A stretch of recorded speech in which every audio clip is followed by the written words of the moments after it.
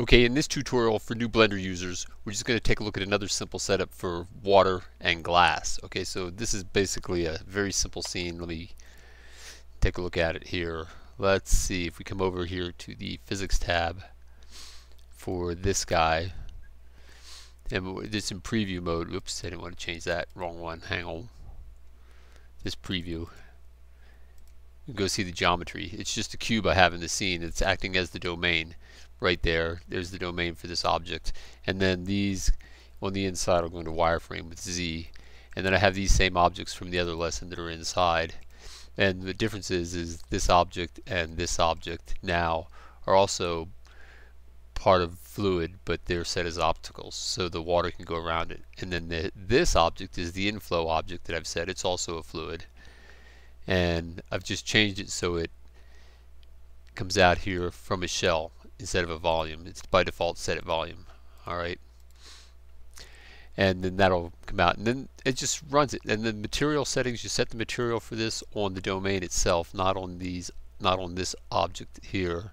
And that material is nothing more than glass. So for a first step, glass works just fine. When you want to set it to specific things, you come down here, you see this index of refraction. You can look this up on the internet and find numbers to suit what works for you. So that's the index of refraction for glass in this particular setup. But we'll see how it looks image wise when we do the animation, because here's a simple animation. This took quite a while. The simulation, the fluid simulation, didn't take that long, set at a resolution of 65. The animation of 115 frames was, well, probably took a good hour and 20 minutes, something like that. So here's what it looks like. So you can see the glass setting looks pretty good as far as fluid is concerned. It's not perfect, and a lot of it's all about the way you set your colors and things like that.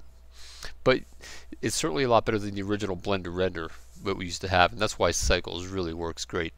And this was a Cycles rendering of 50 samples each, and that's why it took a little bit longer. But you'll be surprised, even as nice as this looks, when you crank up the resolution of Cycles, maybe to 250, 500, this even starts looking really great. A lot of the edges start looking a lot sharper, and it really does come to life. And of course this is no particular scenes, but you can tell this white in here really helps illuminate things, because you can see it's scattering the effect all over the water everywhere, and that helps bring glass and liquid effects to life. So simple setups. I mean, that's one of the reasons I really like Cycles a lot. A lot of it's really simple, and it's easy to implement and a lot of fun. Just a couple simple settings and you're off and running. And alright, well, that's it for this lesson, and I'll see you in the next lesson.